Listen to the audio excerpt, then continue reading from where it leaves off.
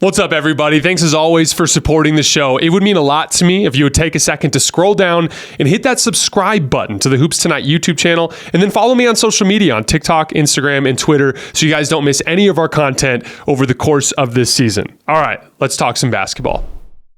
All right, let's talk Alex Caruso to the Oklahoma City Thunder. So this is a super interesting deal on so many levels. I want to focus on kind of the weird part first, and then we'll get into the part that makes a lot of sense to me. So the weird parts.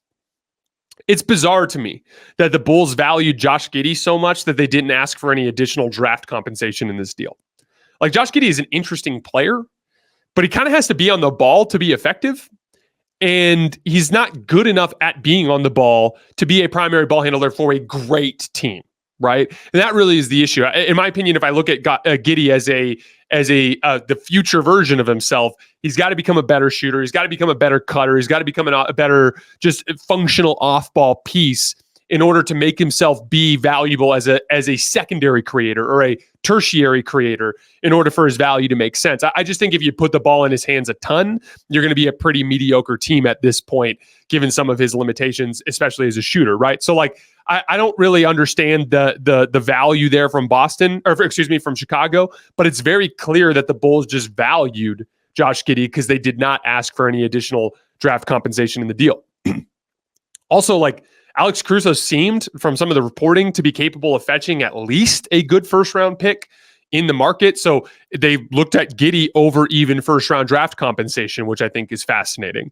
Also, on the Oklahoma City front, Caruso's a little bit of a redundancy, right?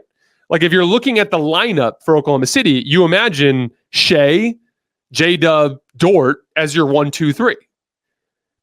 When you think about what Oklahoma City really needs to do to get to the next level, you think about either a good physical bruising center that you can slot Chet Holmgren at the 4 with, or a big physical bruising forward that can keep Chet at the 5, right? You're looking for something that can beef up the front court. So like, going for Alex Caruso, especially at a position where you already kind of have a plethora of talent, seems a little confusing. So on the surface, the trade seems weird.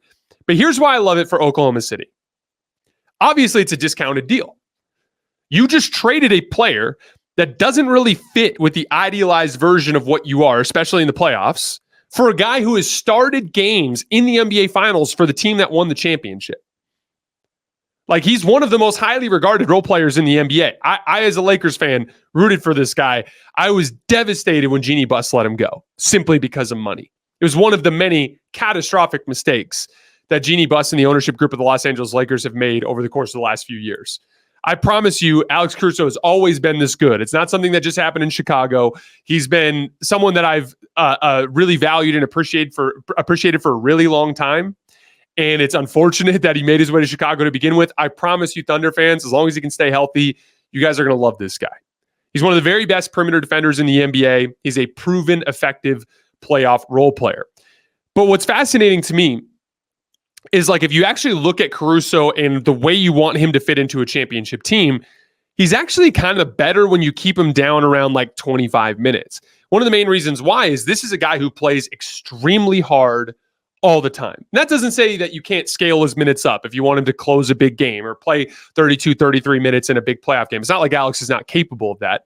It's just that he is a guy that goes balls to the walls the entire time that he's in the game. And so keeping in that kind of 25-minute range is a way to get really good effectiveness out of him in those 25 minutes, right? So the Thunder shouldn't have too much of a problem carving out a 25-minute type of role for him, even with the talent that they have already in the backcourt with Shai, J-Dub, and Lu Dort. Also, guys like Aaron Wiggins are going to be a free agent next year. You're eventually going to have to pay him if you want him to stay on board. You're eventually going to have to pay Cason Wallace in the long run if he stays on board, right? So like, if you can lock up Alex Caruso on an affordable deal for 4 to 5 years, then you can afford to lose an Aaron Wiggins to restricted free agency. You can afford to lose a Cason Wallace in a few years if you have Alex Caruso to kind of fill that role as your first bench guard or bench wing that comes in and guards the other team's best player, right? Caruso is also a better fit within this timeline. This team has real championship potential as soon as next season. if they can get a high quality front court player, I will be moving them into my top tier of championship contenders. That's how impressed I was in general by Oklahoma City and how well they fared against the Dallas Mavericks in that second round series, which, by the way, they were this close to winning.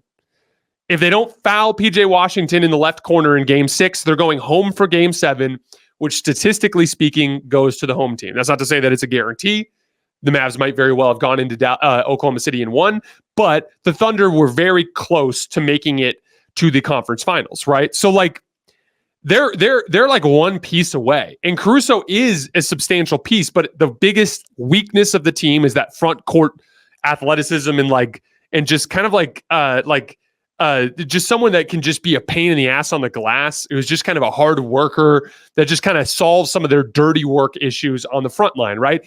If they get that type of guy and you add Alex Caruso to this equation and you add a year of experience, a year of the pain and suffering of losing in that second round series painfully the way that they did, that's a team that I think is a top tier championship contender. So like Caruso fits within the urgency of your opportunity to win right now. Like he is a veteran piece. He's 30 years old. He brings championship level playoff experience.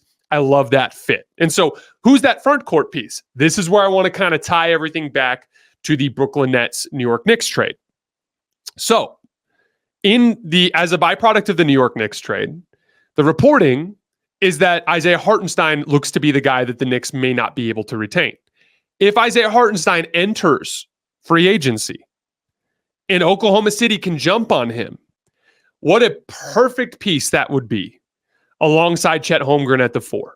Several reasons why I like this. First of all, in 5-out offense, as we talked about earlier for the Knicks, Isaiah Hartenstein is just such a good dribble handoff fulcrum, such a good screener, such a good backdoor passer, such a good roll man, right? Such a good offensive rebounder. It does all of these things that can really unlock a 5-out offense.